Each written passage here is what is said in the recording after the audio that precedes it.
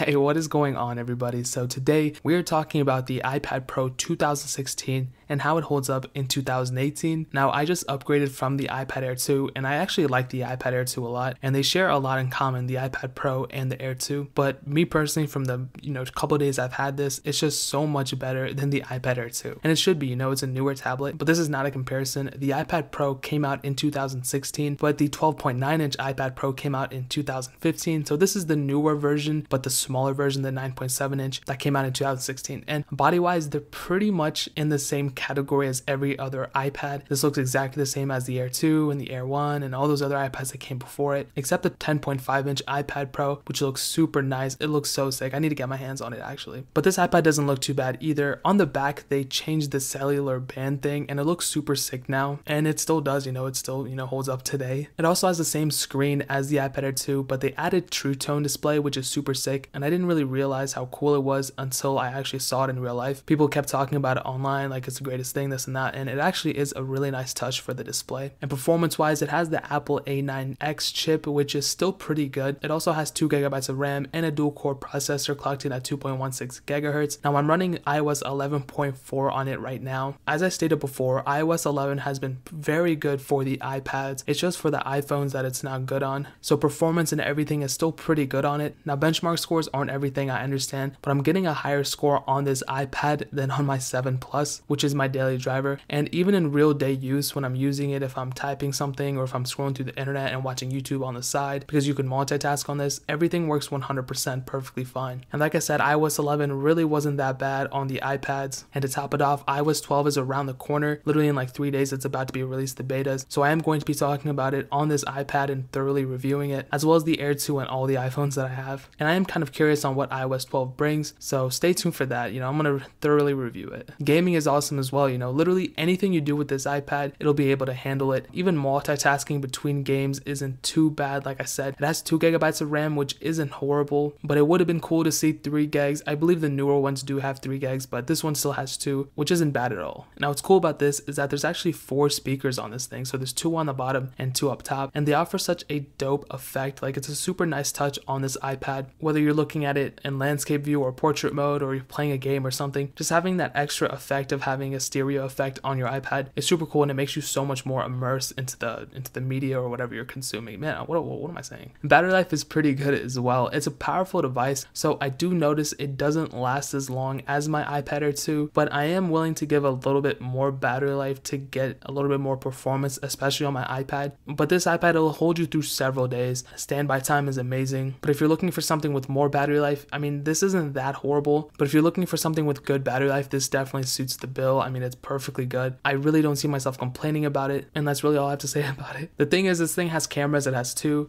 It has a 12 megapixel camera on the back and a 5 megapixel camera up front. And as far as tablets go, the iPads, I feel like, do have the best camera sensors on the tablets, because they pretty much just rip them straight from the iPhones and they just put them on this thing. So I think this has the same megapixel count as the 6S and the 7, and I believe it shoots somewhere around the same photos as well. I don't believe it has portrait mode, so it doesn't have portrait mode, but it does have slow-mo, so that's super cool. I don't really see myself ever using cameras on my iPads because I always carry my iPhone around, so there's no point in carrying such a huge thing of a camera when I can just pull out my iPhone and just take a quick snap or something. But it can shoot 4K videos, and it can even shoot 1080p videos at 120 frames per second. I wouldn't really recommend it beyond taking photos, but it's your opinion. It's a free country, you can do whatever you want. Now, it also has Apple Pencil support if that interests you. I don't have an Apple Pencil personally, but you can always use it on this. And for a lot of creative people out there, that's one of the most important things about this tablet, is because you can use an external stylus with it. So to answer the question, is the 2016 iPad Pro still worth it in 2018? I would say absolutely. This thing is unbelievably fast, has great battery life, has a great screen, and it even has Apple Pencil support. I would even go one step further and say if it was between this iPad Pro, the 2016 one, or the 2018 iPad that just got released for like $300 something,